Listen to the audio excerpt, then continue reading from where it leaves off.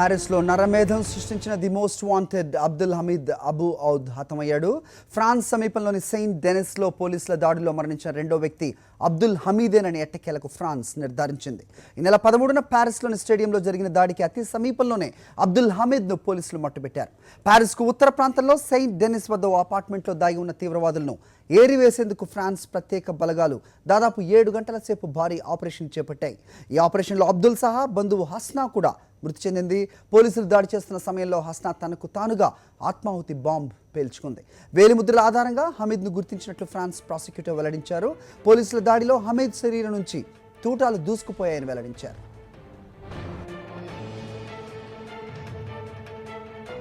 ప్యారిస్పై జరిగిన భయానక బీభత్స దాడి వెనుక ప్రధాన కుట్రదారుడైన అబీదల్ హతంపై మా కరెస్పాండెంట్ ఇస్మాయిల్ మరింత సమాచారం ఇస్తారు. ఇస్మాయిల్, అబీదల్ హతమైనట్లు అధికారులు ఎలా నిర్ధారించారు? ఇంత సమయం ఎందుకు పట్టింది? అతని బ్యాక్గ్రౌండ్ ఏంటి? What are the updates? Paris మీద దాడి జరిగినటువంటి ఏదైతే ఘటన దానికి సూత్రధారిగా అనుమానిస్తున్నటువంటి అబ్దుల్ హమీద్ అబు ఔద్ అనేటువంటి ప్రధాన సూత్రధారి ఎవరైతే ఉన్నారో అతనిని ఉగ్రవాదులకు సంబంధించినటువంటి ఏదైతే సెయింట్ డెనిస్ ప్రాంతంలో ఆపరేషన్ జరిగిందో ఆ ఆపరేషన్ లో భద్రతా దళాలు మట్టుబెట్టాయని ఈ రోజు అధికారికంగా ఫ్రాన్స్ ప్రాసిక్యూటర్ ప్రకటించారు. ఆయన ఫింగర్ ప్రింట్ సహాయంతో ఏదైతే అబ్దుల్ హమీద్ ఉన్నాడో అతని ఫింగర్ ప్రింట్ సహాయంతో ఈ రోజు చనిపోయింది అబ్దుల్ హమీదేన్ అనేటువంటి ఒక అధికారుల ప్రకటన వచ్చింది. దాదాపు 24 గంటల తర్వాత ఈ అధికారికంగా ఫ్రాన్స్ ఈ విషయాన్ని ప్రకటించింది. నిన్న దాదాపు 6-6.5 గంటల పాటు జరిగినటువంటి ఒక ఫియర్స్ గన్ బ్యాటిల్ ఏదో అందులో 5,000 బుల్లెట్లకు పైగా ఉపయోగించినట్టు చెప్తున్నారు. ఆ అపార్ట్మెంట్ పై జరిగినటువంటి దాడిలో అబ్దుల్ హమీద్ తో పాటు అతని బంధువు కూడా ఒక మహిళ ఉంది, ఆమె తనను తాను తేల్చుకుందని కూడా ఈ రోజు అధికారికంగా ఫ్రాన్స్ ప్రాసిక్యూటర్ ప్రకటించినటువంటి పరిస్థితి.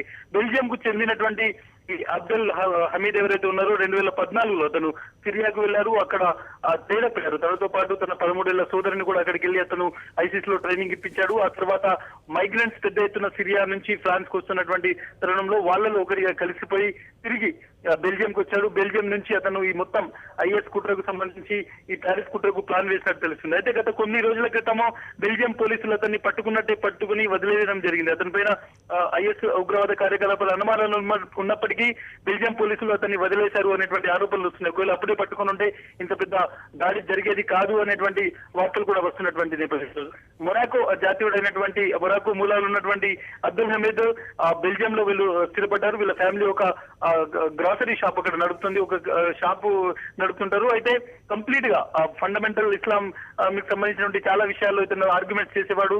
మెల్లిగా ఉగ్రవాదం వైపు ఇతను ఆకర్షితుడై ఆ తర్వాత సిరియాకి వెళ్లి అక్కడ ట్రైన్ అయిపోయానని కూడా తెలుస్తుంది. సరే ఇస్మాయిల్, అయితే అబీదల్ హమీద్ని గుర్తుపట్టడానికి అంటే సమయమే పట్టింది. మీరు చెప్తున్నట్టు పట్టుకుని కూడా వదిలేస్తారని చెప్తున్నారు. వీళ్ళ నేపథ్యం చూస్తుంటే అందరూ 25 లోపు సంవత్సరాలు, ఇంత యూత్ ఐఎస్ఐఎస్లో రిక్రూట్ అవ్వడం ఏ విధంగా చూడాల్సిన అవసరం ఉంది? దట్ ఇతని నేపథ్యం ఏం చెప్పాలి అంటే వాళ్ళ పేరెంట్స్ కూడా ఇతను చనిపోవాలని కోరుకుంటున్నట్లు వార్తాపత్రికల్లో వార్తలు కూడా మనం చదివాం. ఏం చెప్తారు మీరు దాని గురించి? బెల్జియంలో స్థిరపడ్డ అబ్దుల్ హమీద్ కుటుంబం ఒక సాధారణ గ్రోసరీ షాప్ నడుపుతున్నట్టు వార్తలు వచ్చాయి. దాంతో పాటు ఈయన తమ్ముడు ఎవరైతే ఉన్నారు 13 ఏళ్ల ఇతని బ్రదర్ ని కూడా అబ్దుల్ హమీద్ సోదరుని కూడా అతను ఐఎస్ లోకి తీసుకెళ్తారు. చాలా చిన్న వయసులో అతన్ని ఉగ్రవాదం వైపు తీసుకెళ్లి అక్కడ ట్రైనప్ చేసి తీసుకొచ్చినటువంటి పరిస్థితి. చాలా తక్కువ ఏజ్ లో ఇప్పుడు నిన్న ఉగ్రవాద దాడిలో జరిగినటువంటి మొత్తం ఎవరైతే కీలకంగా పాత్ర పోషించారో తమను తాము పేల్చుకున్నారు వాళ్ళందరూ కూడా 25 నుంచి 30 ఏళ్ల మధ్యలో ఉన్నటువంటి వాళ్ళే. పెద్ద ఎత్తున అది కూడా ఫ్రాన్స్ జాతీయులు కూడా ఇందులో ఉన్నారు. వాళ్ళందరూ సిరియా వెళ్లి అక్కడ ట్రైనప్ అయ్యి అక్కడ ఫ్రంట్ లైన్ లో ఐసిస్ తరఫున పోరాడి మళ్ళీ అక్కడ ఒక పెద్ద కుట్రతో వాళ్ళు వెనక్కి వచ్చి నిన్న ప్యారిస్ లో జరిగినటువంటి దాడి ఘటన చూసాం. ఆ తర్వాత బెల్జియం సంబంధించినటువంటి చాలా మూలాలు కనిపిస్తున్నాయి దాడికి సంబంధించి. పక్కన ఉన్నటువంటి కంట్రీస్ లో వాళ్ళు మొత్తం ఈ ప్లాన్ ని హ్యాక్ చేసి అక్కడ నుంచి ప్యారిస్ వెళ్లి అక్కడ దాడి చేసినటువంటి పరిస్థితి. సో ఇప్పుడు ఈ మొత్తం ఆపరేషన్ కంప్లీట్ అవుతున్నటువంటి తరుణంలో ఇంకా కొన్ని కొత్త పేర్లు వచ్చేటువంటి అవకాశం ఉందని అక్కడ ఉన్నటువంటి ఆఫీసర్ చెప్తున్నారు. సెర్చ్ ఆపరేషన్ అయితే ఇంకా కొనసాగిస్తున్నారు, ఇన్వెస్టిగేషన్ కొనసాగుతుంది. గతంలో ఒకవేళ ఇతన్ని అప్పుడే పట్టుకున్నప్పుడు ఐఎస్ కు సంబంధించినటువంటి ఒక ముద్ర ఇతని మీద ఉంది. అయినప్పటికీ ఇతన్ని వదిలివేయడం వల్ల ఇంత పెద్దగా జరిగింది. చాలా మంది ఎవరైతే ఉగ్రవాదులు ఉన్నారో, అనుమానిత ఉగ్రవాదులు ఉన్నారో, ఉగ్రవాద కార్యకలాపాలు పాడుతున్నారో వాళ్ళకి సంబంధించిన ఒక కాన్స్టెంట్ గా వాళ్ళను అబ్జర్వేషన్ లో పెడితేనే ఇటువంటి కుట్రలను తట్టుకోవచ్చు, కుట్రలను ముందే జరగకుండా చూడొచ్చు అనేటువంటి ఆరోపణలు, డెఫినెట్ ఆరోపణలు అనుకోవచ్చు, కామెంట్స్ అనుకోవచ్చు, ఇప్పుడు పెద్ద ఎత్తున ఫ్రాన్స్ బెల్జియం ప్రభుత్వాల మీద వస్తున్నాయి.